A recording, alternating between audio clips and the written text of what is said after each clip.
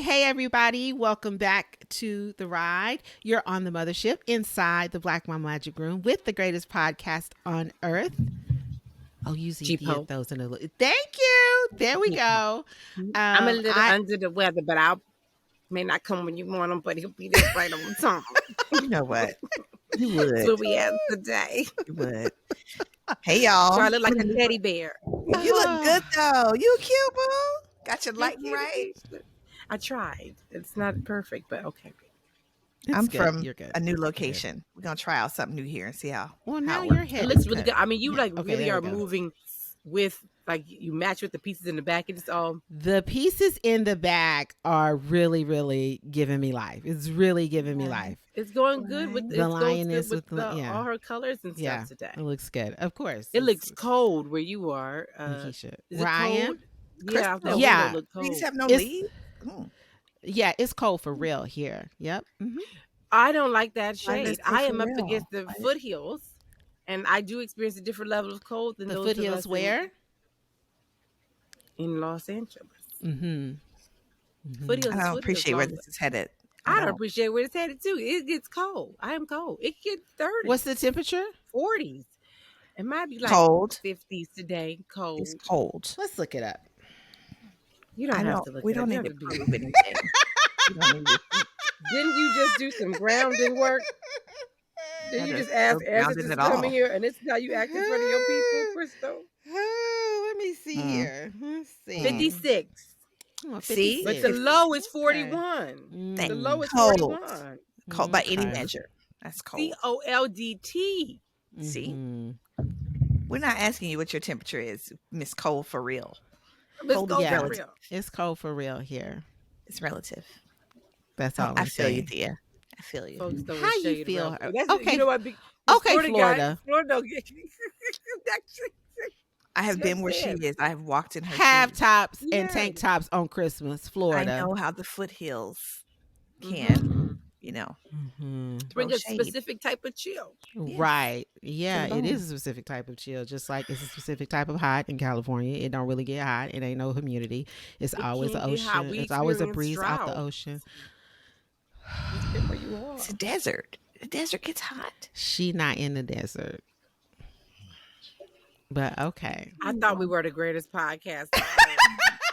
Right now we're getting the greatest shade on her. You the pettiest podcast. How come I can get shade, but when I throw shade, it's an issue? I'm just saying. You're Aries. Everything you do has a little extra. I am it Crystal stings a Snell little bit Irving, more. mother of 4. I am Thea Monyee, mother of 3. And I am Keisha Killings, mother of 4. This episode, we have the same outline as we do before. Notice we go off the rails in the beginning and then we come back. That should just like be a part of the outline now. Then we are boo. We're going to clear. Are we calling the wrong people? No, we didn't. We're going to start off with our church announcements, prayer request, and praise reports. And then we will move into our mac and cheese, which is going to be about the election, because our very first episode of Dim Black Mama's podcast was about the election. We were motivated to move on the podcast because of the election of 2016. And so whenever we have a U.S. election, we always do an election episode. This time we're doing it after the election. And then we will close out with our Black Mama Say. So y'all ready for a responsive reading? Yes. Okay. Yeah, because I want to hop into this election. I have so much I have to say. Okay, does anybody have a number? Or do you just 11. want to see what the ancestors... 11. Oh, that's nice. Let's see what 11 is. Oh, Nikisha, I just went past that one. Look at the ancestors. Hey, y'all. Okay. Card 11. Oh, I love this card. I can't see it. You see Magic is real. You are the proof. Oh, that's beautiful. Yes. Is that good? Okay. Yes. Mm-hmm. Do it like the influencer. That's good. Okay. Oh, I need to be up against my mic. Card number 11. Yeah, you need to be close. Card Just number to be 11. Close to you. Is my desire. Okay, I'm ready. Card number Yes. 11. I'm sorry, Nikisha. You're right. I'm focused. There's whiskey in this hot toddy. Thea called in an ancestor that experiences joy in all situations, and I think that she's present. do. I think she is here. Yeah, and they were just telling me I don't have the constitution for moonshine, and I think they're right. This is just whiskey in my hot toddy. You don't have the constitution for moonshine. Look at their faces. So card number 11. Magic is real. You are proof. Here we go. Dear Mama, you are living proof that magic is real. Your story is a fantastical tale of imagined dreams come to fruition. Your power to heal, manifest, and create can only be explained as magical. You, majestic, beautiful, healed, healing, creative you, are magic personified. Sprinkle a little of your dust on the world today. Good stuff. That's very nice. Very beautiful. Good stuff. That's a good way to start out this episode. Okay, so that is our responsive reading, card number 11 from the Dim Black Mama's Black Mama card deck, which is available in our Magic Evermore box that you can still get. We only have a couple more left. So if you want to grab some for Black History Month, it's a great way to start off the new year. Then grab you some. It's an investment in our podcast and also an investment in yourself. So that is one of many things in there. We have our favorite incense from Smell Good Spa. We have a Magic Evermore picture frame. We have a God jar that has mustard seeds and the herbs lavender, jasmine, and eucalyptus, which stand for healing, liberation, and creativity. The card deck. Oh, and we have some manifestation crystals in there as well. So this box is really about alchemizing the magic and the energy within yourself. So make sure that you grab some while we have some left. Yay. So the ones that are left, does that include me and Nikisha's boxes? I just didn't know if we were selling those boxes too. You know, we would take it for the tea, but we just have. Well, you'll have your boxes by the time this episode is released. Happy New Year, everyone! Happy New Year! Welcome to 2023. Oh my God! That means we're already setting up to have such a petty year. I want to take back everything I said in this episode. No. The new year doesn't start for us until February. Oh, that's true. All I know is by the time the show airs, I'll be so happy 2022 is over. Okay. So we can move on to our church praise reports, and prayer list requests. I'll go first if nobody else wants to go first. I don't have a lot. You get it, girl. Okay, so my only announcement is join our Patreon community. Become a magic maker. It's $15 a month. This helps our podcast be sustainable. We want to be Black Mama built, and we want to build a creative community for Black Mama creatives, Black Mama creatives who are also entrepreneurs, and also just to inspire people to be creative and imaginative in general.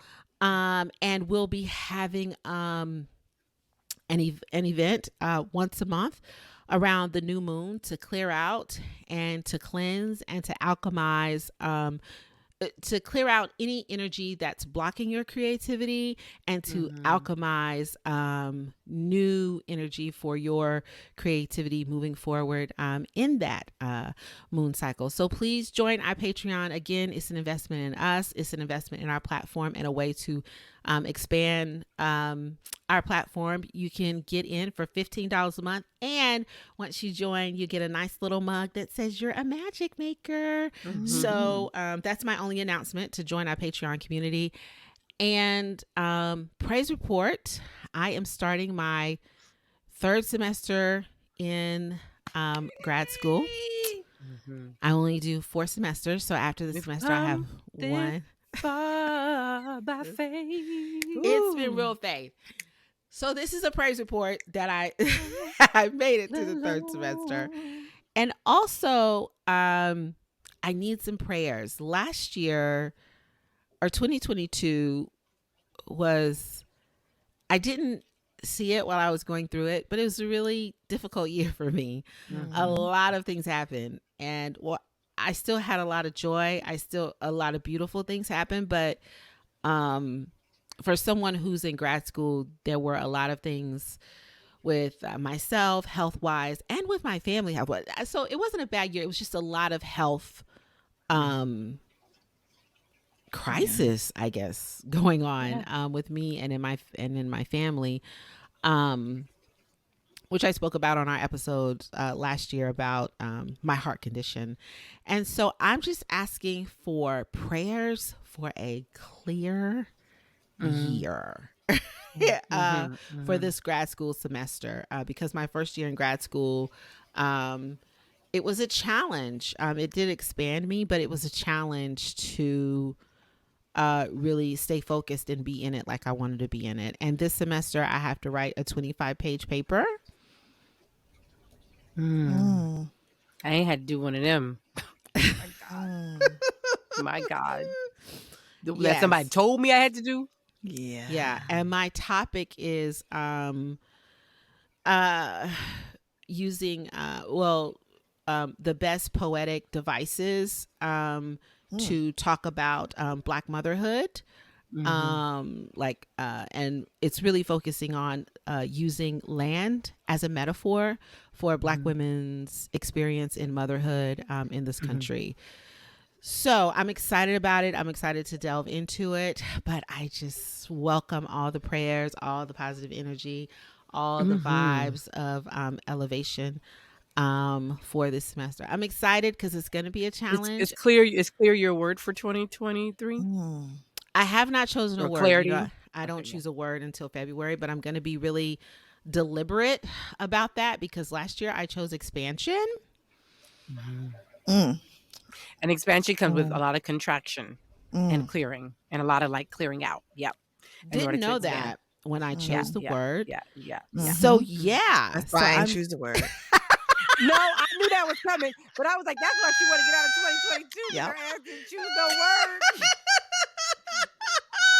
That was good. No direction. That was good, No Nikisha. direction. Nikisha, that was good. That was good, Nikisha. I gang recognized gang, bitch. That was good. Model what it's like to go through a year with no intention. And just let shit ride. So she just freestyling. She just freestyled the year, so she can give you feedback on that. Crystal can give you feedback on I had intention. I just didn't have a word. I have a specific. I couldn't encapsulate it. My vocabulary wasn't large enough for what I was intention for 2022. I had great intention. You do. That still cannot be captured in a word. It still cannot be captured, bitch. You can't be captured in a word. It's too big. So yay, Crystal, we got you, girl. Yeah, so I'm gonna be extremely intentional about the word that I choose next time because there was a lot of expansion. I mean, there was expansion for sure, but there was a lot of clearing. There was a lot of contracting. That's such a good point. Whatever you are, you have to remember the laws of nature when you are setting an intention, because whatever you are asking for, you are also asking for its complement.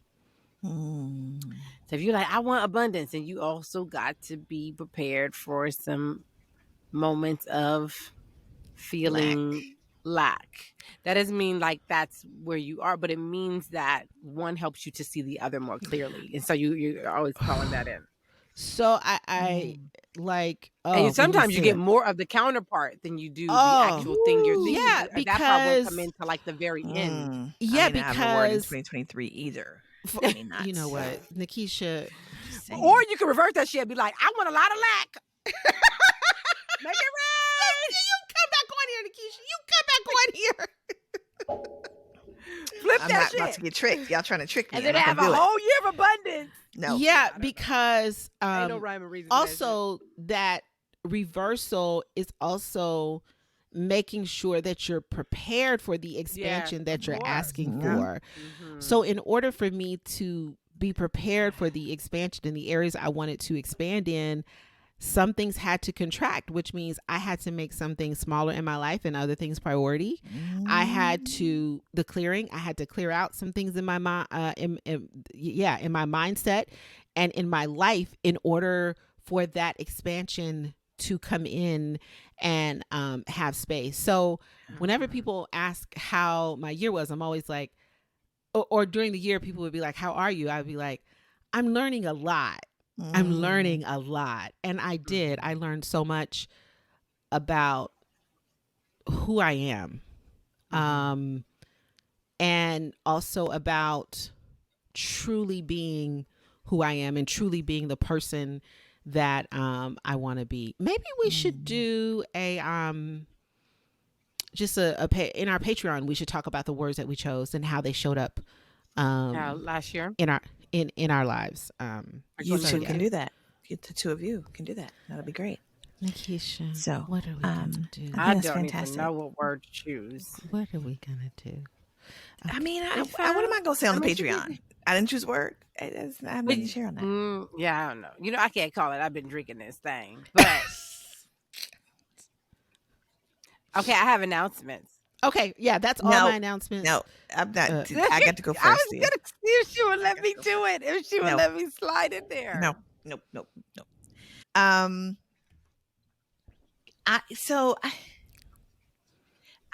don't know. I guess it's a prayer request. Yeah, prayer request.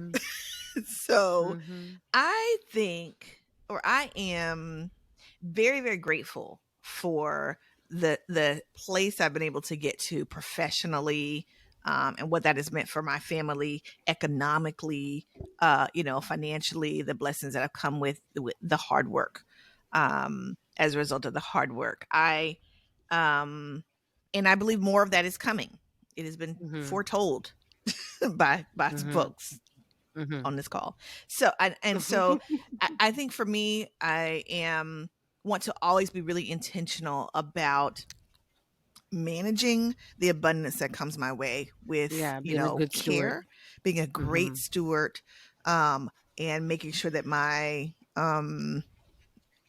the way that I carry myself, who I am, isn't changed by it. That's a thing that I have, I'm very, very aware and in tune and concerned about, because, folks change. And thus, I know. I just want to, make sure that I continue to be a good steward of the things that are given to me, and that I'm able to share those wisely and continue to make an impact in a way that matters in the lives of others.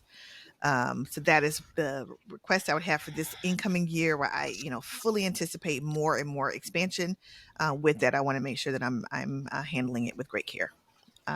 We can find a word around that. I'm scared of the words, because what'd you say? The opposite comes with it. The compliment. I don't need the compliment. Well, let me say this: the opposite isn't always negative. The opposite is about revealing something that you need to learn. Yeah.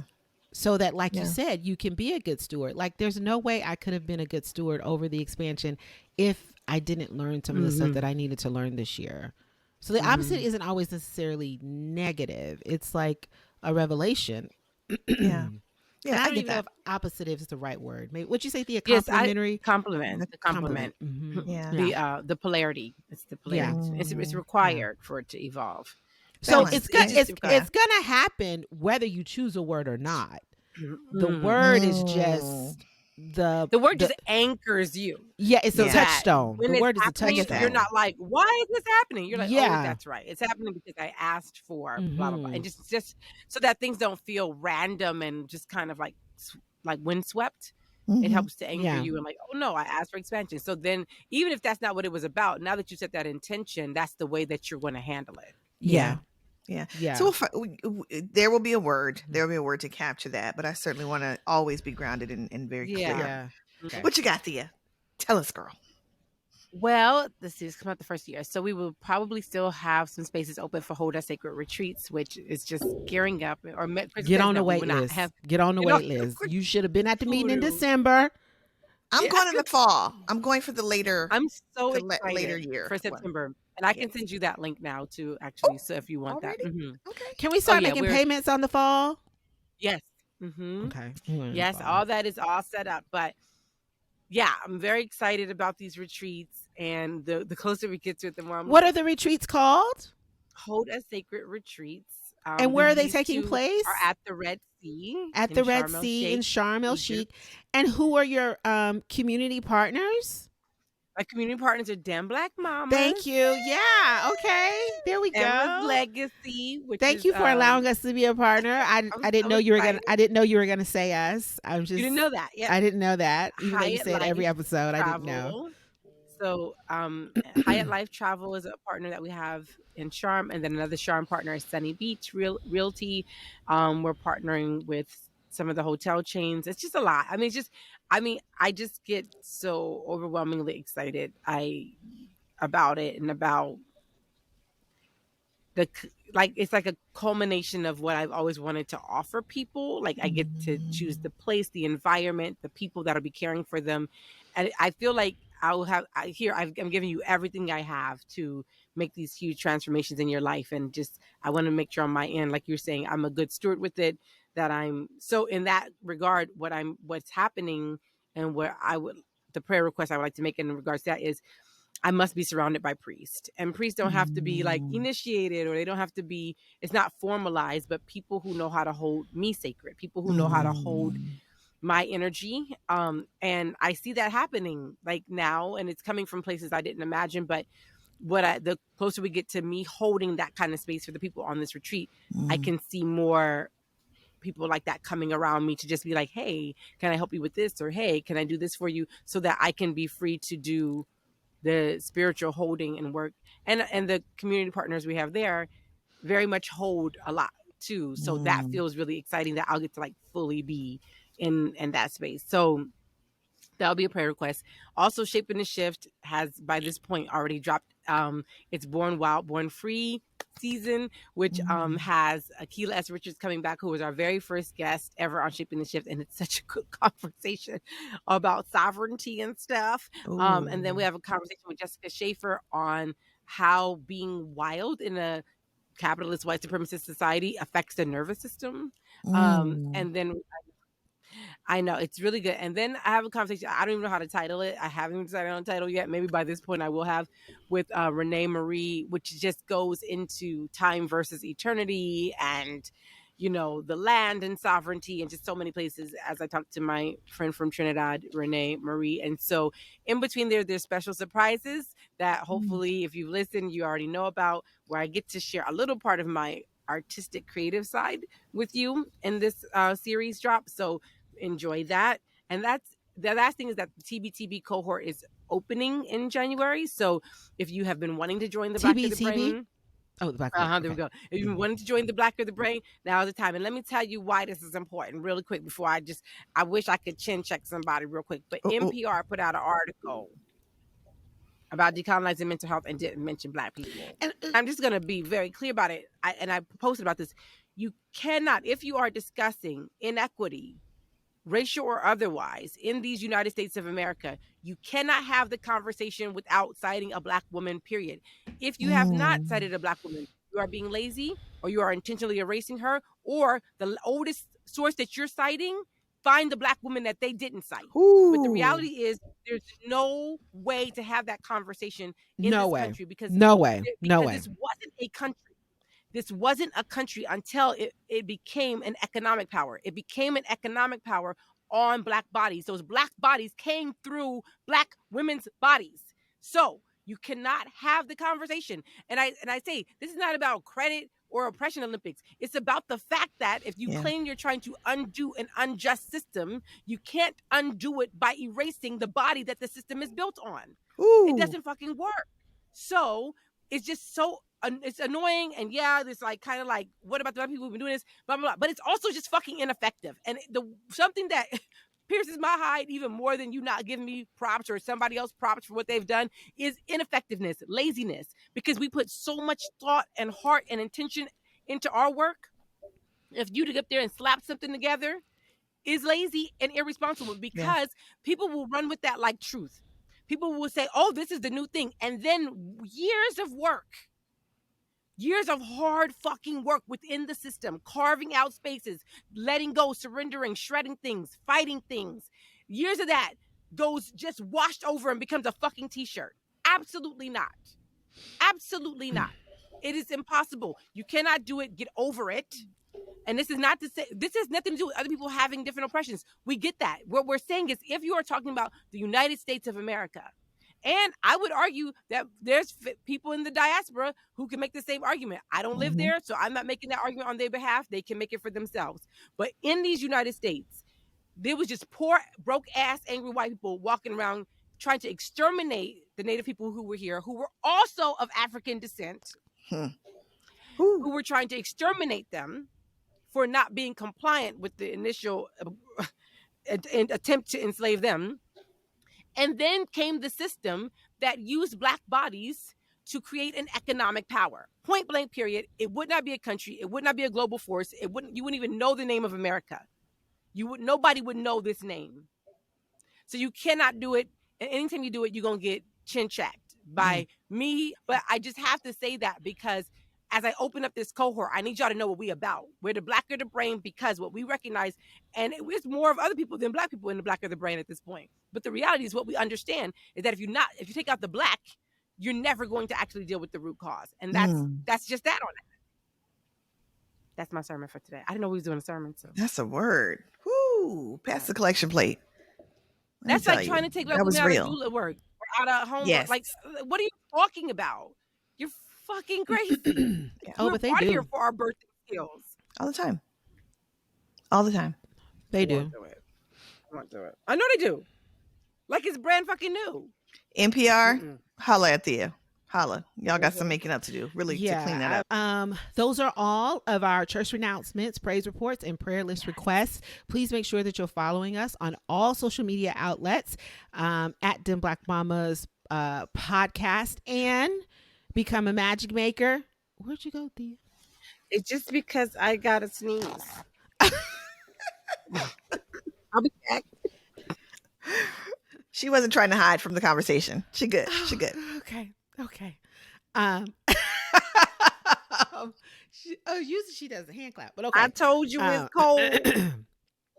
Okay, so become a magic maker by joining our Patreon community and stay in the know about the latest magic by joining our email list, which comes out twice a month-ish, depending on how grad school is going for me.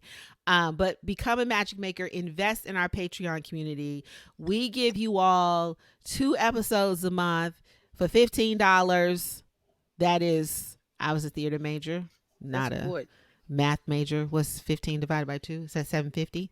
It's $7.50 per episode to keep this sound on, to keep us able to upload to all the platforms through Libsyn. So invest in us. Invest in Black women who are actively creating a space of healing, creativity, and liberation.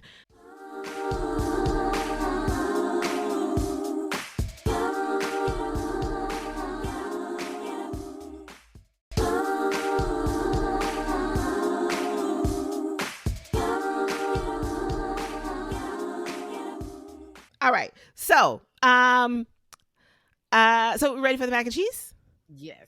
Okay. So here we go. So as we said in the opening, our first episode was about the election was our response to the 2016 election.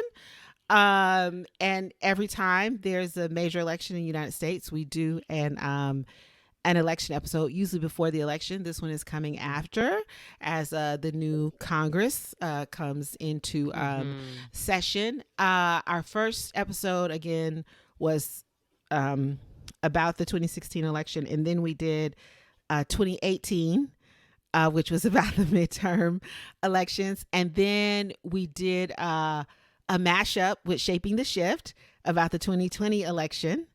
And here we are in 2022. So this is our 4th election cycle together. Yep. My God. My goodness. I wish I could say a lot has changed. And I would say I'm less angry, because I was just straight up pissed off on that first in 2016. episode. Yeah.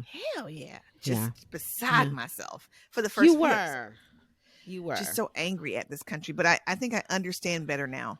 And we weren't doing anything out of character as a nation at that time. I will say, I think that back then, you mean? Back then we weren't. We still kind of aren't. I will say, I think that I'm way more hopeful. And I think that because of what we went through in 2016, there's been this hyper focus on the way in which our government runs and the way in which elections runs in the mainstream media news cycle. And so I think people are way more informed about things before that that we didn't think about, like the peaceful transfer of power, or about why it's important, like the importance of which party has control of the Senate when it comes to nominating judges, not just Supreme Court judges, but also the federal bench. So I do think that that is a good thing in terms of the public, the voting public, being more informed about the impact of their voting and not voting. But I do feel I'm way more hopeful than I was in 2016, for sure. I think that it's just knowing where we are in the cycle. Like the life, death, rebirth cycle that we go through each of these, I would say 8 to 12 years with these things, where it's like we get lulled into comfort, something big happens, we respond, we show up, crisis averted, lull back. It's going to take sustainable power to shift things. So it happened in 2008. You know, the younger generation rose to the occasion, saved us once again. You know what I'm saying? Came in really, and Obama also changed the way that campaigns were run. So a lot of things were new and happening then that were exciting. A lot of that, we saw a young generation step in and give us that boost again this time. And so I think what I'm hoping for, as always, is that this tide with this wave is met with also a spiritual awakening that will make it sustainable. Does that make sense? Yes. So this is why I have so much hope now. I think people are realizing that the Constitution is based on the assumption that white men will act right. It is. It is the most. It has so many blind spots. It's like it gives the benefit of the doubt to white men. It's like y'all wrote this and y'all don't see y'all's behavior. I don't understand how you can even write this and you act in the way that you act in. But it's the assumption that white men have high character, a moral compass, right? Because you assumed that there would be a peaceful transfer of power. Like you just made that assumption, and you had just came out of a war. I was just like, I don't understand. So it's a lot of assuming that. And I think what people are realizing is like, no, there needs to be more legislation where that's written in, right? So with all this that the media is sharing, but also this, couple that with the spiritual awakening that's happening right now. More people are talking about new moon, full moon. More people are talking about summer solstice, winter solstice. More people are using tools to align themselves with nature and the forces of the universe, right? And so I think that those two things coupled together, and the organizing that Black women are doing, I think those have never things, stopped doing. They've just never stopped. They're just never. Yeah, Nope. specifically in the South, which is I was about to say even even in the belly of the beast, because they actually organize the most. A lot of the women that I'm on it when I'm in my policy group, they're in the South, and I'd be sitting there like, Yes. how are y'all still yeah. going? And it's kind of like Well, what Trevor Noah said. They have no choice. They know Right. if they stop. And so doing and What will and happen? the thing about being lulled to sleep, I think that only happens to white people, maybe black men, but that only because I don't think black women are ever confused, deceived about what's going on for the most Yeah. part. And so I think with those things coupled together, I firmly believe that there is a sustainable system and power pushing forward It because of depends those on people things. taking that spiritual awakening though and applying it to systems. And so what has to happen is that helps you to determine where and how to put your energy. It helps you to make wiser choices about how to engage, when to not engage, which is something that we still need to learn in terms of like social media, because we kind of constantly engage things when really we should just like, okay, let me let this play itself out, see what happens there, and then boom. But that's what astrology helps with. I love Chani Nichols because she always shows the correlation between what's happening socio-politically and astrologically. And so why this is happening at this point in this astrology, all that. I love that. Yeah. I think that more of those conversations where they're blended and they're not looked at as, like we were talking about in the beginning, opposites. They're not opposites. Yeah. Right. I can be hopeful for all of the things that you have said. I think much like we talked about at the very top of the recording about choosing a word for the new year, and where one thing happens and a compliment arises. I think that we're in the same space where a lack of so many things. So as the 24-hour news cycle begins to expand and people have more and more information at their fingertips, people are able to go more and more down their echo chambers and become less aware. There's certainly a lack of respect, a booming lack of respect for intellectual curiosity. Folks they're not researching for themselves. They're not really looking for new information. What's that face? Go ahead.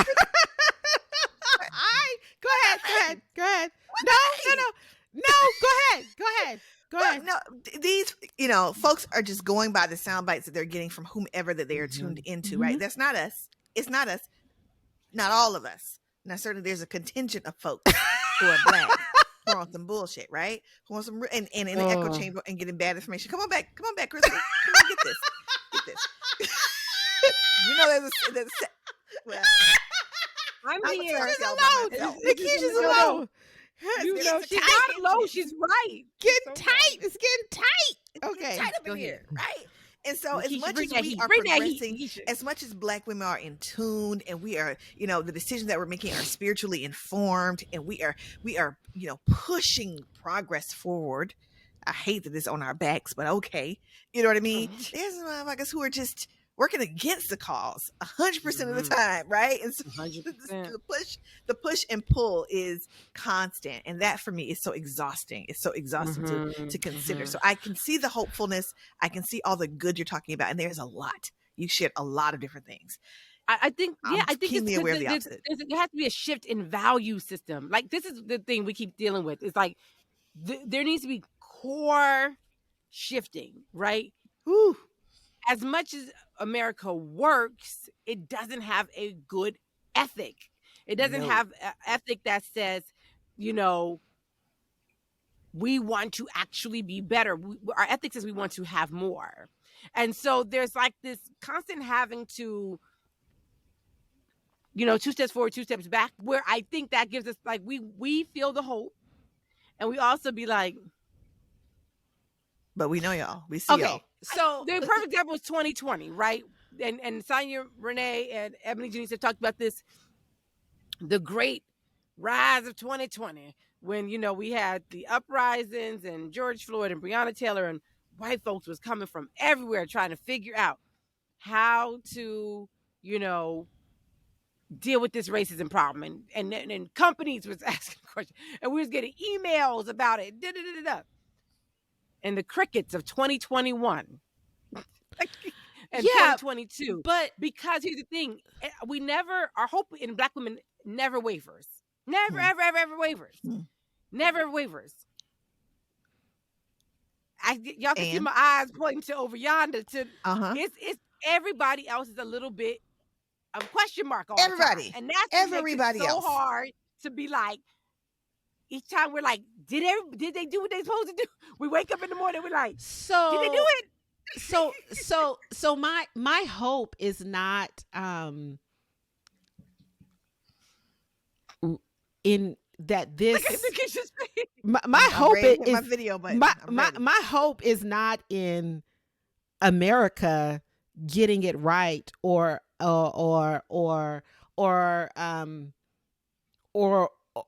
living up to its creed. That is not what I see, right? This has failed. There's no doubt about it. There's an ex-president with classified information in a garage. This shit has, and he is free. And a candidate talk about werewolves and vampires, and this ex-president is free and has declared that he's running in 2024. This shit has failed. There's no I mean, it's failed. Like you there's no question. That we agree. Okay. This has failed. So my hope is not in the restoration of America. I don't get excited when they say that America chose democracy, because Black folks have always voted in favor of democracy. Black people are the most American of the Americans. We are the most. Nobody holds that Constitution the way we hold it. Nobody. Terrence Hayes said one time, a poet, he said, we should pop more fireworks than anybody on the 4th of July. I don't give a fuck what Frederick Douglass says. So that's not where my hope is. What I see is that when I say a new sustainable power is arising, this shit is dismantling right before our eyes. The question is, how are we preparing ourselves? Okay. To be able to sustain, execute, and push this power forward. So let me ask a question. How does the results of the election give you hope about that sustainable power? It's not the results of the election that give me that hope. The person who won, there's another person who won in LA, the comptroller, right? Who did billboards about this is how much of your budget is going to the police. So my hope is not in the fact that he won. My hope is that he put up that fucking billboard. I would say my other little hope is when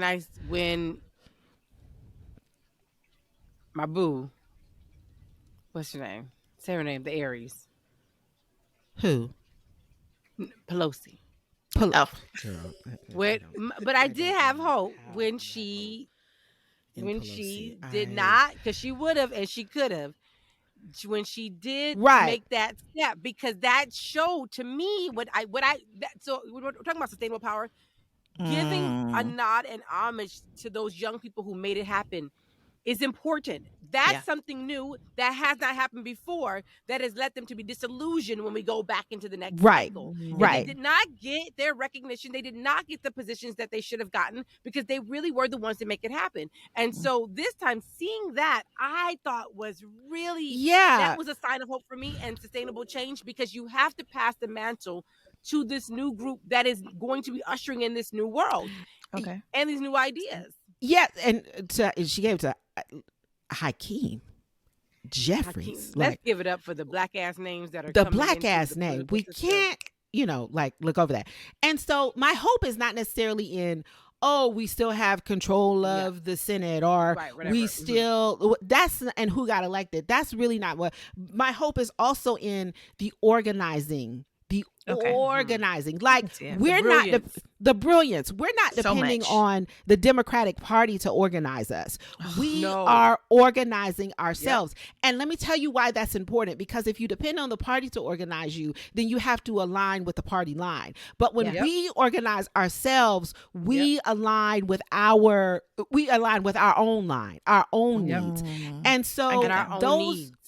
right, those are the things that really, really give me hope, because I don't think what people realize about what Stacey Abrams did, and it brings me tears, like, I haven't even talked about the fact that she lost, because it's very emotional for me.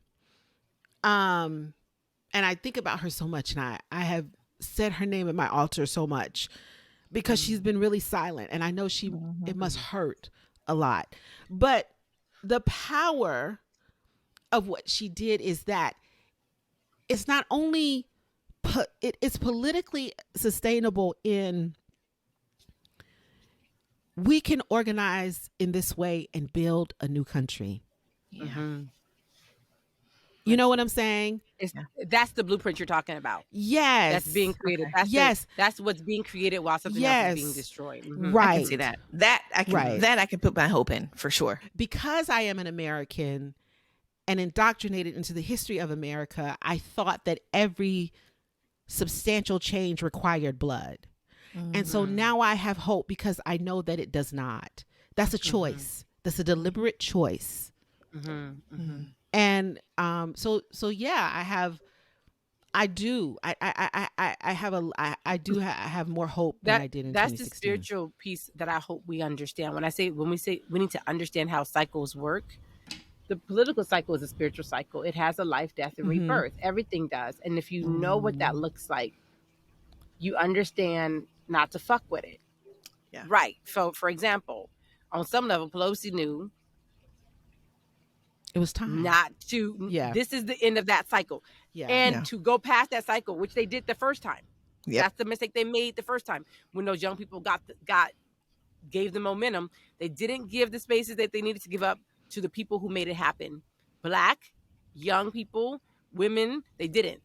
And they didn't want to surrender certain parts of the old guard. If you know life, death, rebirth, this goes for your personal life, your political life, your work life.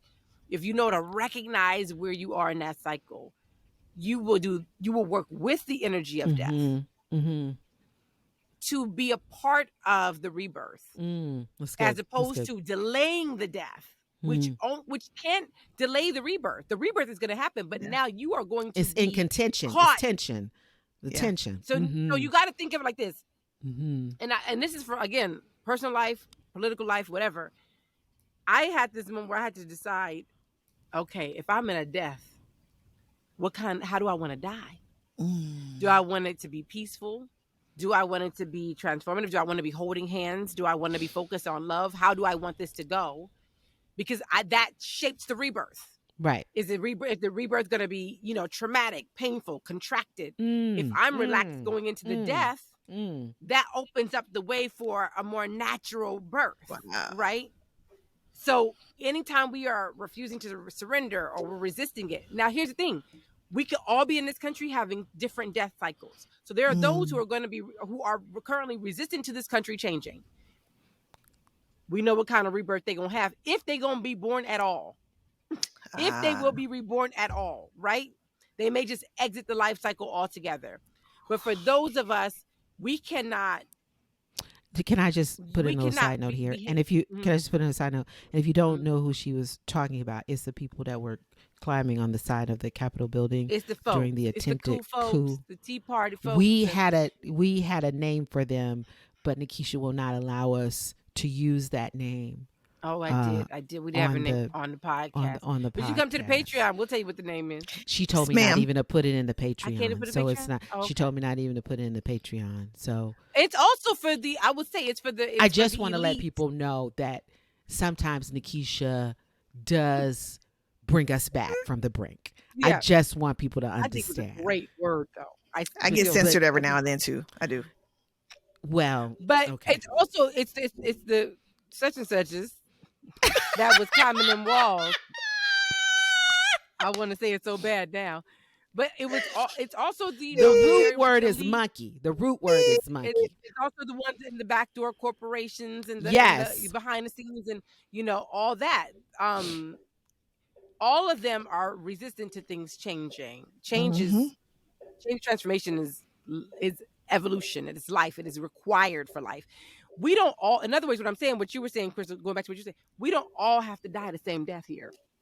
Now, death is a cycle that we'll all be in, but we don't all have to die the same way. And I think that is what this evidence showed. Some of us are going to die in a way that creates soil for the rebirth, that creates, grounding for the rebirth, so that our rebirth will be glorious. Some folks may not come back, or that's going to be a horrific birth into their next cycle of being in this country. And then those who were last shall be first, and those who were first shall be last. And, when you say that rebirth piece about the changing of the guard in Congress for the Democratic Party, is Jim Clyburn came to Congress when he was 52 or 54. Hakeem Jeffries is now the leader of the Democratic Party in the House of Representatives at the age of 52. We got to see those things. That's not happenstance. This black man couldn't get into Congress until he was 52. This black man is leading the Democratic Party in Congress at 52. Like you said, we have to be able to recognize that and that those things aren't happenstance. That history is not just a set of events. Well, I would say for black people, this is, we talked about this. I think it was a live I did with Ebony Denise, where it was like the upward black resiliency spiral, right? That sometimes we'll be encountering whiteness. Let's say, oh, it's another shooting. It's another police shooting. It's another. And we'll be like, here we are again. No, we aren't there again. Like, it has happened again because they are the same. But each time it happens to us, we do something new, different, or transform. So for us, just like you're pointing out, again, I love that. Being American, the myth that we were all. I've been watching a couple of shows that's got a lot of white people in it. One was called Amsterdam. It's good, but it also talks about Amsterdam is good. Amsterdam is good. I got it. It is kind of good. It's good. And they have hell of a their cliffhangers are. I had some struggles with. Oh, girl, could not. I tried, but Nikisha had me watching Game of Thrones, and I couldn't go from Game of Thrones to that. No, it's House of Dragon. House of the Dragon. House of fucking incest is what that shit is. But go ahead. All the white people shit. Anyway, the bottom line with that was that. With the English, but sitting through it, there was just I have things I could say, but I don't want to mess up my money, my coin. I think they did show the go off camera, and then it won't be you. Okay, but go ahead. I can just move my mouth while you talk. Say what you gonna say to keep y'all securing the bag. I ain't doing it. I ain't doing it. Put it in the comments, and I'll say it like I said it. Like that, we'll figure it out. Because it's probably really good. Put it in the comments. Okay, go ahead. Just saying that, some of that's based in reality. That wasn't all imagined. It was all imagined. Agreed. No, it's not true. But that's what I'm saying about on this show. 1000%. It really shows the linear nature of whiteness, right? How it doesn't evolve, right? Like at one scene, the British woman is telling the Scottish man who has opened up this school to oppress Native Americans, like, you're barbaric. And he's like, I learned from your people. They came to my country in this time. But instead of elevating what happened to him, they did the same thing. They mimicked it. Mimicry, right? Remember, I always say they lack creativity. They can't create. They just can absorb and then, do what, or have other people do it for them. And so that inability to create, to initiate a thing, right, leads them to just mimicry, which is not evolutionary, right? Which is why I'm saying some won't be. Rebirth is a privilege that nature doesn't give to every species. So when we come back around, this point you just made about Hakeem Jeffries at 52 versus James Clyburn at 52, Black people are always making progress. We are always progressing. And what we need to do is start to see and differentiate between our growth and progress and evolution. Come on. And American growth and progress and evolution. Because then we think nothing's happening, but really everything be happening over here. You can just look at television from 2016 till now, right? And the types of shows we're talking about and the types of rooms that we're in as Black women, like there's more Black women CEOs now than there was 10 years ago, right? We have evolved.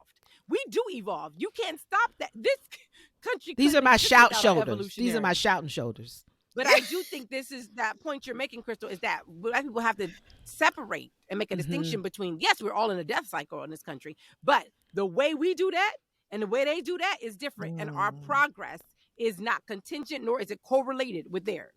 And that's again, 2 separate ballgames. Racial experience, cultural experience. Yeah. And not all of our experience is about race. No. And I think a great example of that is the Civil War, Thea. It was a death cycle. And they chose to resist that. And what it shows is like,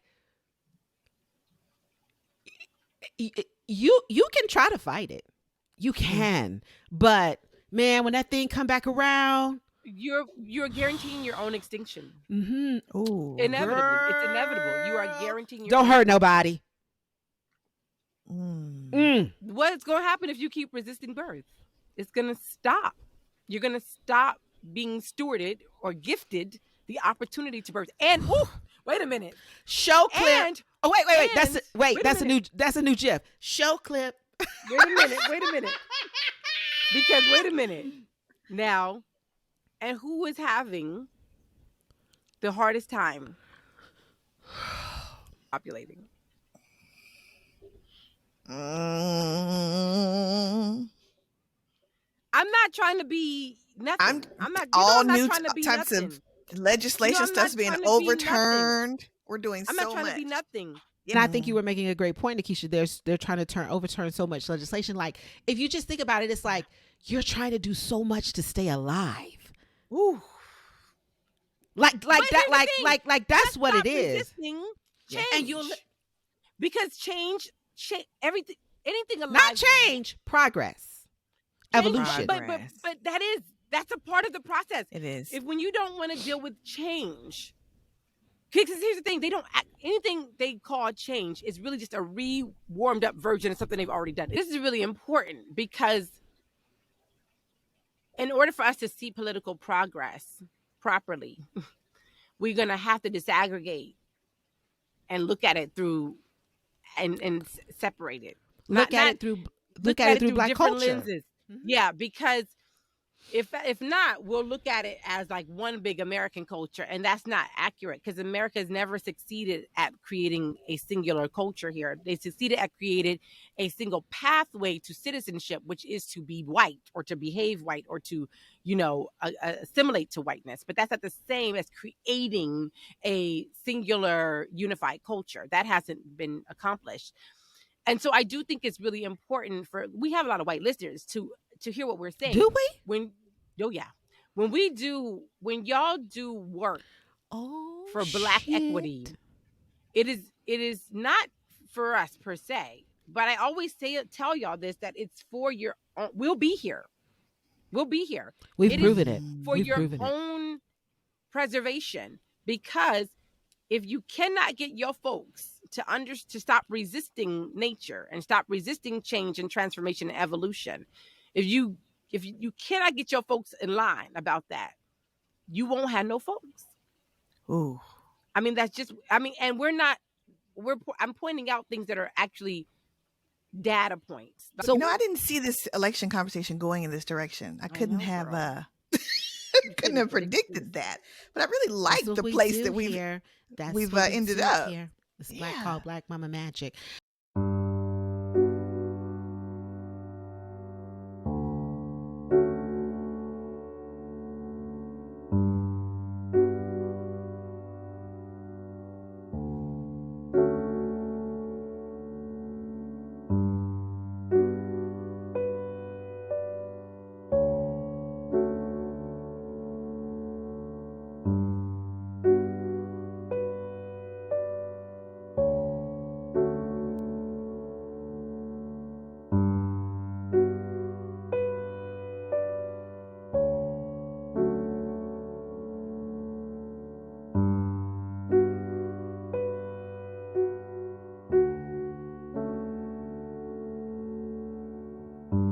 So, really what is. surprised you the most about the election?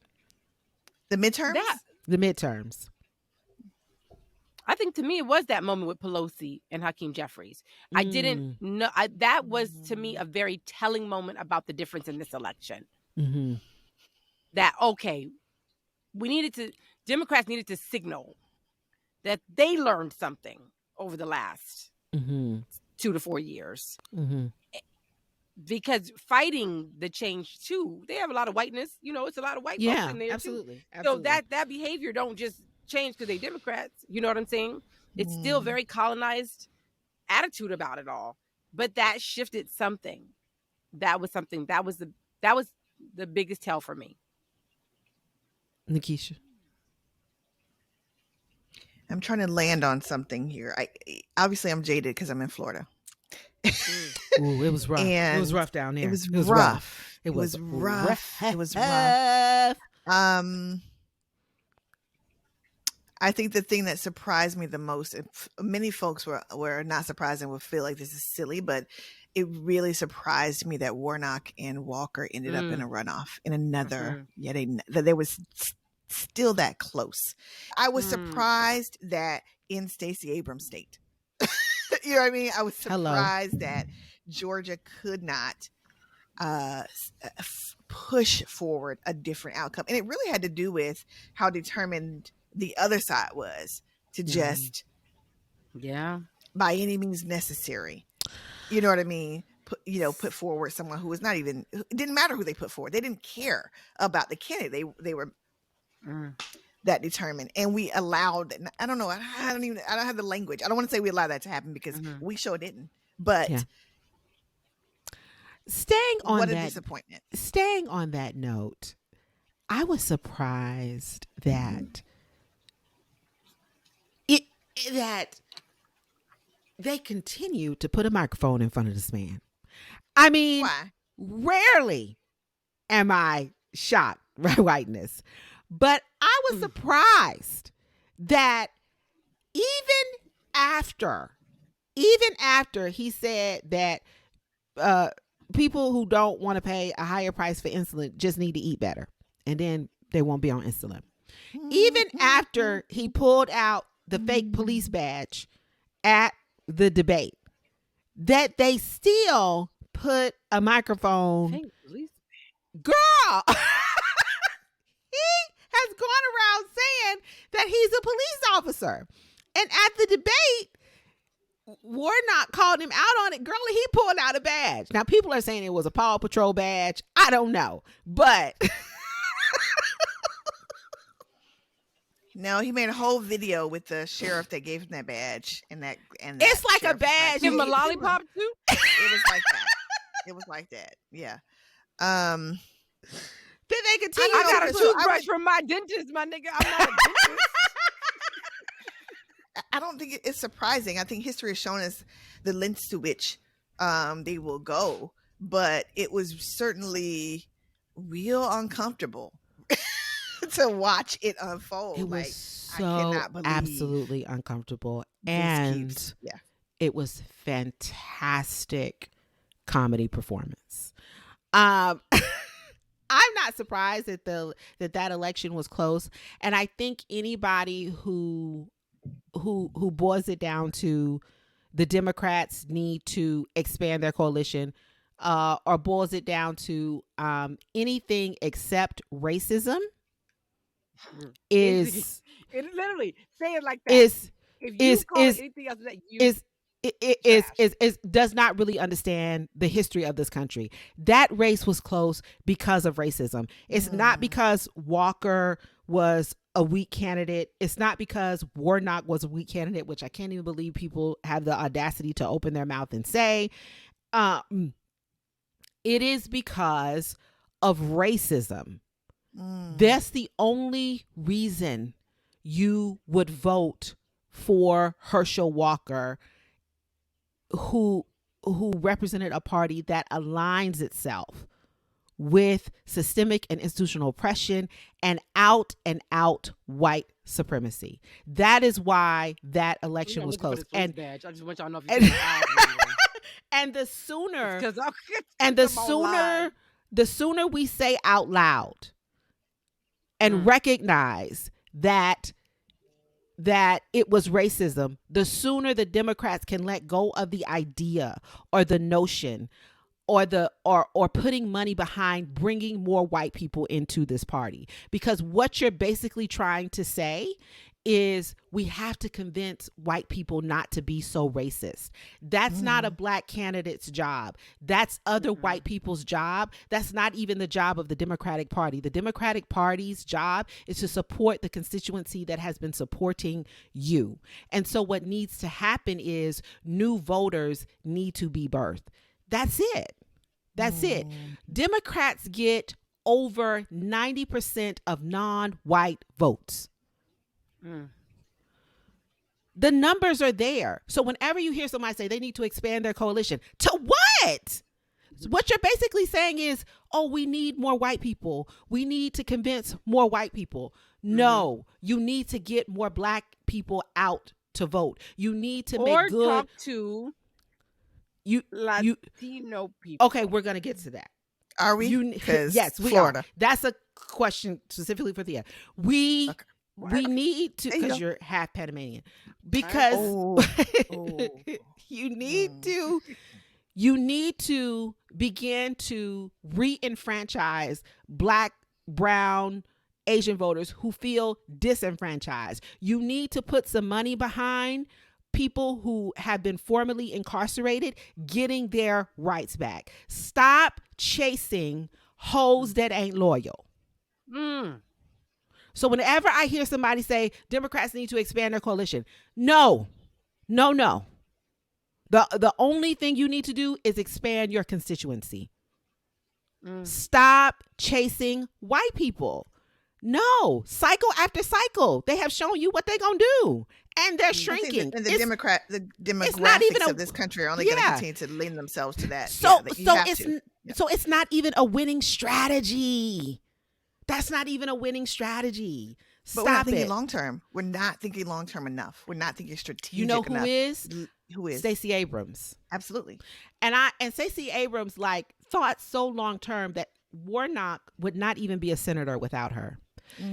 Chuck Schumer went to Georgia to recruit her to run for Senate before she declared that she wanted to run for governor. She said, I don't want to be a senator, but I have the perfect person for you. Raphael Warnock. Go get him. He would not be a senator without her. They would not have control without her. And it is absolutely heartbreaking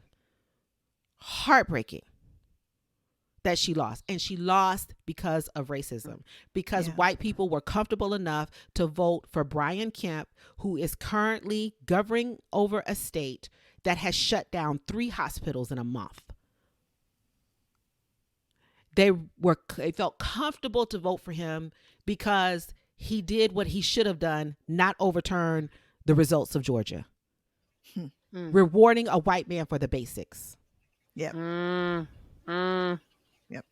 So that's the only reason that Stacey lost. It's the only reason Warnock and Walker were so close. You talked about it being, bold-faced racism, the way that they, put forward and paraded around Herschel Walker. I think it was Jesus. I don't think. Yes, I think that the larger aim for them is power. It's everything is about how can we remain in power, and they don't care what tools to use on the way to get that power. And so racism is one of many tools. You know what I mean? That they will use, but it doesn't matter to them who is the face, especially if the face is a puppet, if it's a person that they can completely control, to continue to maintain power of these red. We've seen versions of Herschel Walker before. Sure. Not this. Yeah. Sarah. No, but we've seen black ones. We have. Who? Because Tim Scott is a black Republican from South Carolina. What's the doctor? But Tim Scott is not Herschel Walker. Even before Gift of Hands was what's his name? The doctor. Did he die? No. No, Gift of Hands didn't die. What's his name? It's not Gifted Hands. What's his name? Ben Carson. The kid said Gifted Hands. Is That ain't his name. I mean, that ain't his book. I was like, did he die? That is his book. But I love that Black people can always call like Y'all know who I'm talking about. like something that somebody did. I was like, the doctor, did he die? That was my description. The one before him died of COVID. Who was the one before him? Oh my man. I can see him so clearly. I just want y'all to know how Spirit would just remove the name. Papa John's. Is that he had a pizza place? Oh God, I gotta Google it. What is his name? Spirit would do it. I can't even remember the man's name. What is his name? He was Herschel adjacent. He was rough. He was terrible. He was but rough. They didn't care. He was rough. Black Republican. Like, what is you talking about? Every time he grabbed a mic, what? It was 999. That was his campaign slogan. 999. What is his name? Spirit, though. I want you to know Spirit is blocking this man's name from this podcast right now, because ain't no way none of us can remember. I'm about to find it. What is his name? He was so funny. Herman Cain. That's it. Jesus. Herman Cain. I know different iterations. Who was leading in the Republican Party primary, but had to drop out because of what? An affair. Came on television, and when they asked him about the affair, he said, "We're not going to get into who had an affair, who somebody slept with, were they married." He was the CEO of Godfather's Pizza. That's it. Godfather's child. Herman Cain was straight comedy. I was sad when he had to drop out of the race because it was so entertaining. He was so entertaining. But I don't think he was as bad as he wasn't as bad. He was not as bad as Herschel. Nobody was as absent. He shouldn't. As Herschel now that's Walker. a descendant. Those are descendants. They have descended from each other. They are their own unique lineage that descended. I'm from not ascended. They're descended. Not ascended. They descended each time. It got worse. It's like they have the same lineage. This Black people thing got me just really. Did you see the badge? Yes, child. And I keep trying to get close-ups, and I'm just like. And Black people were just purely offended that they would even run him for office. Yeah. Whew, maybe Herschel can get some help. Okay, but since Keisha brought it up,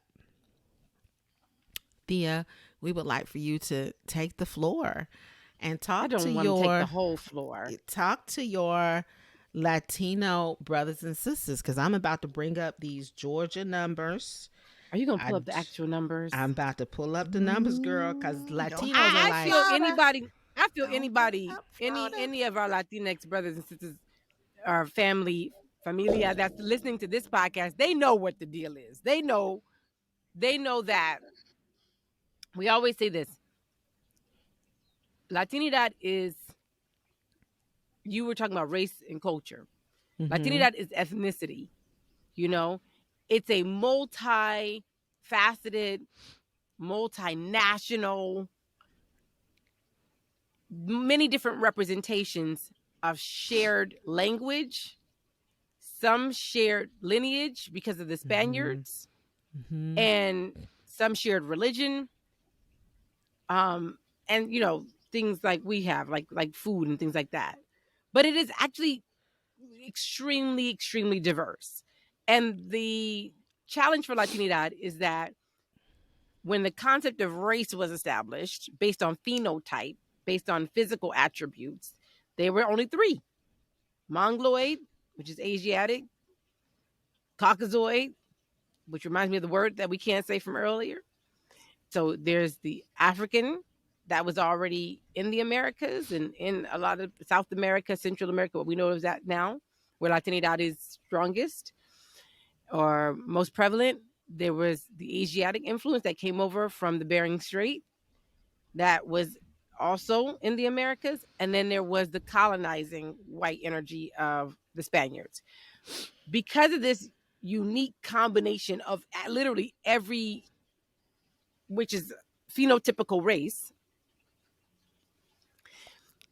the conversation around whiteness is very different because Spaniards colonized very different than the British or the French or the Dutch. The British and the French and the Dutch, they definitely raped, impregnated, but they didn't intentionally breed with, except to create a way of getting more money, or disaggregating the money piece of enslavement. They never recognized those children as their own. They didn't claim them as their own. It was just what it was.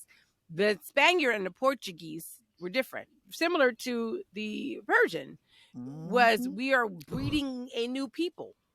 We are creating new people. And so there was often claim to that lineage, because this is now my lineage, right? And so those children become, and grandchildren grow up in a relationship to grandfather, not as a colonizer, but as a member of the family. That is, as the story gets passed down more and more, it gets more sanitized, and there's this pride in the Spanish blood. There's also, I remember being in Peru, and when you meet the indigenous people of Peru, we met the Urus people, but there's different groups. The people could be in their 70s with no gray hair. None. And one of the women who gave us a guide said, you can tell those of us who are mixed with Spanish because we have gray.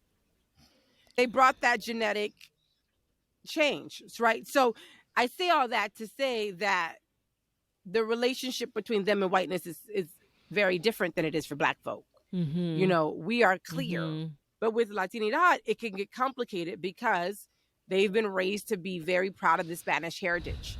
It's a different form of colonizing. It's more complicated and more enmeshed. And so therefore, now then we look at how that impacts how they view class, which is what impacts them in places like Florida and Cuba. Yep. Is Georgia. That it then also becomes Georgia. It becomes a distinction because it ain't the Cubans it ain't the Cubans in Georgia. It's not the Cubans in Georgia. But then you begin to view whiteness as wealth. You begin to view it as access to class and access to status and access to wealth. So now not only is it the fact that it is, a part of my lineage, it is also the fact that the more I can pass for it, which I can, Latinos pass easily all the time. Latinos pass all the time. So not only can they pass for it, as they pass for it, they receive the benefits of it. And therefore, that's complicated when it comes time to vote. Because even though they're not white, they receive the benefits of whiteness, and they also have been somewhat colonized into thinking that aligning with that is aligning with the victor. I mean, historically, the way it's written is those are the people who won. Those are the people who were the strongest. That's who I'm aligning with. And so there's a conversation within Latinidad that is happening more and more. There's so many people doing beautiful work to really uplift the indigenous aspects of the culture. In that, I do wish they would have more conversation about the African indigenous context of that culture. So that still needs to happen. Like, there are indigenous Africans in Mexico and Peru and all these places in America. So that piece, we haven't gotten that far yet, but there are a lot trying to uplift the brown indigenous roots, the Mayan roots, and some of these roots. But those brothers and sisters are fighting. Those folks are fighting against whiteness in Latinidad as itself. They're fighting it within the culture itself. I'm just going to break down some numbers here. This is the race for governor in Georgia. You ready? I just think white men, 23% Democrat, 76% Republican. White women, 27% Democrat, 72% Republican. Latino men, 55% Democrat, 44% Republican. I'm out. Latino women, 55% Democrat, 43% Republican. The rest is other. The rest is other.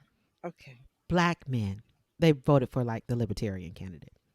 Black men, 84% Democrat, 14% Republican. Black women, 93% Democrat, 6% Republican. So I'm grateful that Thea explained all the ins and outs. I did my best. But Life I tell is you, about choices. they're fighting, Mhm. not in a bad way. I'm saying like that they're pushing for that conversation. You saw it during Wakanda Forever. I see it, but my thing is, I guess maybe they need to elevate it to the forefront more, because what I see more than anything is fights that have to do with their own self-interest. If we want to talk about immigration, they are the face of immigration, which I think is a problem, because there is a huge problem when it comes to black folks immigrating, black folks in immigration in this country, right? But their conversation does not expand that to black people. It's centered around them. So I'm not saying it's not happening. I'm not saying they're not doing it. No, there is definitely, but and that in itself is some of that whiteness, right? Is the idea that like this They is kind got of what I work was to talking do, about earlier today, because this excluding is black people getting from the conversation of decolonization of anything in the United States is just not smart. You have to work in correlation with the people who have built the blueprint, with the people on which the economic backbone of this country is on our backs, is on black people. It's getting But out of control. But also the blueprint for how to be liberated in this country is black people. The reason anybody of any origin has any rights when they come here, can immigrate here and have rights, is because of black people. Because black people did not say, we're just doing civil rights for black people and we would like to see what else happens. Literally everybody got rights. The only rights that exist in the United States, because we have never signed the UN Agreement for Human Rights. So now the only rights available to you are civil rights, and those are because of black people. And that is point blank. And all the rights that we protest about, that we say we deserve, are the blueprint for that. All that you're citing, everything you're using for that is black people. So and that's where that, I agree, that has to be, you're not going to win the fight even within your own culture if you're not including black people in that conversation or working with black people to make that happen, because they have the blueprint. And it's getting out of hand. And the reason I say that is because it can get so far that you're going to be hard. It's going to be hard to bring your folks back. Right? Yeah. You can't just let it go. You got to talk to your people. And I hear all of this. I would say more and talk to the people, but and be in communication with black people about how to have that conversation, because we have built we've built the blueprint on how to have this conversation and how to have it with family, how to have it in communities, how to have it in tough places. And so it's going to be hard for them to do that without relying on the blueprint and the intellect. Same with white people. I feel like white people have to tap into the lineage of our black intellect in order to know nobody's been doing it longer or better. I mean, yeah, I agree. I totally agree. I'm just saying, people keep talking about like black folks are working hard. Black folks are working hard. You can't ask any more of us. No, that's true. Yeah. I will say that I think that I have seen some growth. There used to be that the conversation around, and this is shifting gears just a little bit, that the conversation around LGBTQIA plus was very separate from the race conversation, from the the ethnic group conversation. I have seen progress where those conversations are now coming together, that they're seeing that we first of all, black folks, brown folks are absolutely members of the community, and so that we're able to see those communities, our communities, come together in a way that's building our coalition stronger than in recent history. That I think is going to be a good thing moving forward. But we do have a major issue in the brown arena in certain states. I don't think that Florida is ever going to come. I think that it's far too gone. This is from direct conversations with my friends who are living in South Florida, but not Cuban. They're Nicaraguan. They're from other places. They're like, there's no way. My good friend is married to a Cuban. She's like, my husband will never, ever, ever. Impossible. They are so grounded. They are so, it was indoctrination over generations. She black for Cuban many, or many white years. Black Cuban or white Cuban? Because it matters. It matters. People don't want to talk about it, but it matters. I think he identifies as white, as most Cubans in Florida do. Absolutely. Because identify as white. So which Cubans are coming over here? That's the dilemma. So they're lost cause. So they're lost cause. People don't want to have the hard conversation around those. Yeah, I get it. I'm with you. That's so we're gonna round out this mac and cheese with because hope is a practice. Hope is a discipline. Hope is a discipline. So one word. We rooted that hope in some good stuff today. Yeah. So it's not just So one word moving forward in this political socio-economic cycle. My word is evolve. Evolve. Okay.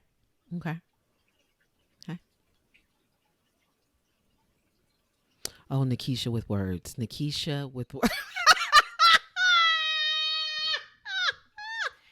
You say rebirth. Nikisha say rebirth. No? Okay. No. I'm struggling. You want us to be ending on a positive note? Okay. She's in Florida. I don't think this was a fair question for her. My word was going to be homestead because y'all need to get you some land.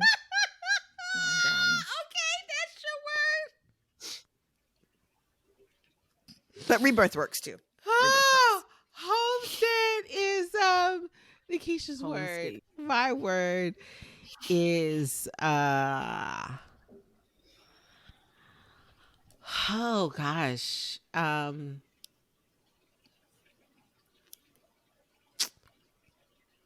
don't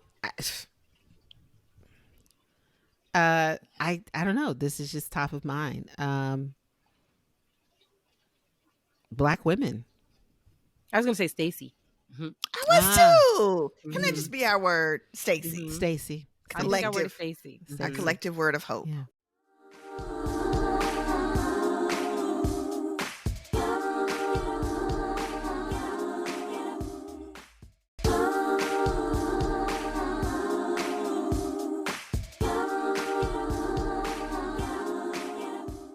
Our final segment, Black Mama Say, is where we put our own twist on sayings from Black Mamas. This week's Tag me Black in. Mama. This week's Black Mama Say is hot off the presses. This the last time I'm gonna tell you. Tag me Crystal, in. what you got? This the last time I'm gonna tell you, Democratic Party, stop chasing hoes that ain't loyal. Game, recognize game. I'm not mad at you, Kristen Sinema. Game, recognize game. Senator from Arizona who was elected as a liberal who has shown that was not real. Game, recognize game, boo. You left the party to become an independent. We all know you planning to run for president. We all know you left because Warnock won and you still want to hold the Democratic Party hostage. I can't blame you. That's the game and you are playing it to the hilt. Don't let her do it. Democrat. You were allowing this white woman to hold this party hostage. You are trying to convince her. You're giving her everything that she asked for, and there's no return on investment. Stop it. You would not even allow Raphael Warnock to live out the rest of the week and celebrate his win. You said, oh, no, they think that they have neutralized me because now it's 51-49. Watch this. What she's going to do is she's going to run for president. Bernie laid the blueprint and she can damn sure get more votes than he did. So if that happens and she rises to that level of power, you will only have yourself to blame because you have created a monster. I hope Hakeem Jeffries' Democratic Party don't go chasing that. With his black wife A black wife of Hakeem Jeffries. Attention, black wife of Hakeem Jeffries. What was her name? Can you handle that? Look up her name for us. Can you handle that real quick? Kenny Sandra. Places now. We don't even have to stress. What is Kenny Sandra. That's her name. Kenny Sandra. Can you see? Hakeem Jeffries. He's in the House. He's not in the Senate. He's in the House. That's fine. We got position now. Can you please get a hold to this woman? And, he's in a different chamber. He's in a different. You're saying it doesn't matter, Thea. Over and out. Doesn't matter. Yeah, don't let her do it. Take her off the committee. She don't want to be a Democrat. She don't even caucus with y'all. She don't even show up to the meetings unless it's something that interests her. They changed the dress code because she likes to wear sleeveless attire. So they went and asked for the dress code to be changed just for her. Shit you would never do for a loyal ass black woman. Don't let her do it. Don't let her do it. This is the last time I'm going to tell you. Stop chasing people that are not loyal. I mean, I didn't want to call her a hoe, but that's the name of the song is These Hoes Ain't Loyal. It's cultural. The last thing I'm going to tell you, and mine is simpler than Crystal's. Don't wait till election day to find your polling place. I just need y'all to be like, I know who you talking to. Why you doing us like that, Thea? Why you doing us like that? You get multiple mailers for those who don't. Sometimes they switch your polling place. That's the excuse we hear. But the way I get mail is for those of y'all who don't do the internets. Okay, if you do the internet, you can literally Google that shit. It's so easy. And if not that, I know it's coming to your text messages. God. I'm just saying, it's the last time I'm going to tell you. We ain't you know who be in them lives at 8 o'clock. You know who votes we be waiting for every year, y'all. We need to know these results so we don't go into the next day stressed out. 3 hours ahead and shit. It's a lot. It'll be late night. Y'all can resolve this issue by just knowing where your polling place is. This shit is likely the same. It may not be, but you can always check the mailer that came 2 months ago, 1 month ago. Oh, God. Google search the shit. Answer the text message they sent you so that we are not the last ones in line every year. While this is personal. Our brothers on the East Coast are sitting there waiting for the goddamn results. I am laughing. I just want us to work together. That's what I'm going to tell you. I just think that there's some voter suppression going on. And sometimes that's it. Sometimes it's not. It'll be a late night and it's a weeknight. We know it's a Tuesday.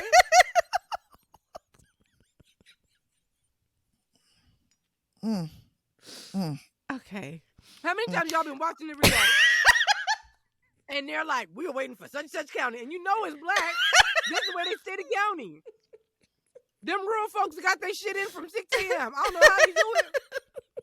It's suppression. Don't do us like that. Don't do us, Thea. I'm sure it is, but the parts that ain't. So we could do a little something about that.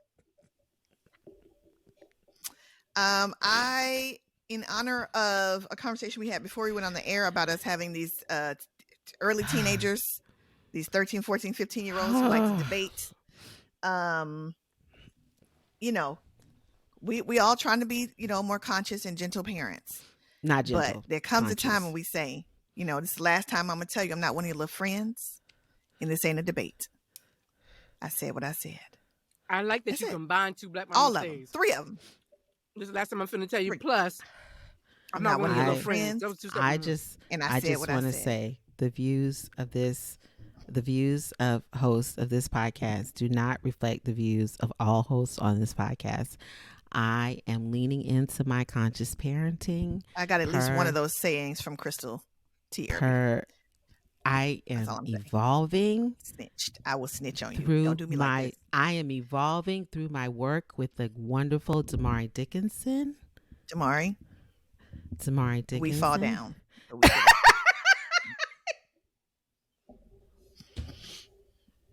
That's all I'm saying.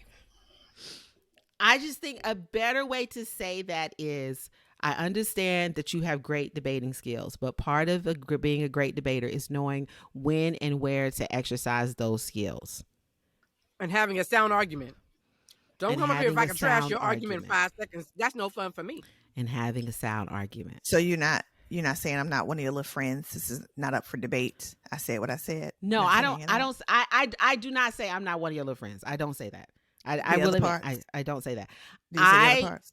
I say, this is what I say. I say, this is not the time to debate. We have already agreed on when you are going to clean the bathroom. We've already agreed on that. So this is not a time to debate. You need to know when and where to use those skills. And then when they come with the poor argument, I respond with, think about this. Is this the hill you want to die on?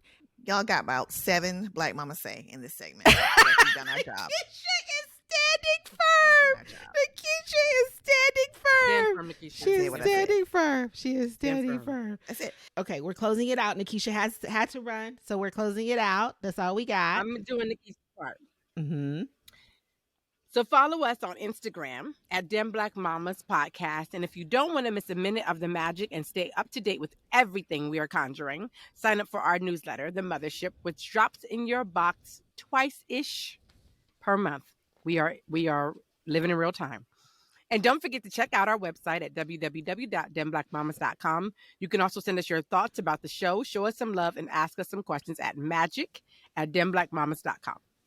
And also, if anybody knows what I can do about the foundation that gets in the creases of my eyelids right here, and it just kind of sits there, like, how can I stop that from happening? How can I smooth that out? Let me know that. And also, be sure to listen and to subscribe to our sister podcast. And they dropped their latest season on Winter Solstice of 2022, Black, Wild, and Free. Born Wild, Born Free. Born Wild, Born Free. So be sure to check that out. And don't forget to join our revamped Patreon community. We want to see you over there for our full moon Magic Makers series, where we will be talking about how to shed and release things that are blocking your creativity and imagination, and how to embrace and alchemize things that nurture an abundance in your creativity and imagination. We are building a community over there for Black Mama creatives or entrepreneurs who also consider themselves creatives, and just creatives in general. And it's a beautiful, wonderful way to help us be sustainable and Black Mama built. So that's all we got. We ain't got no more. Namaste. This is a full one. Namaste. Namaste. Namaste.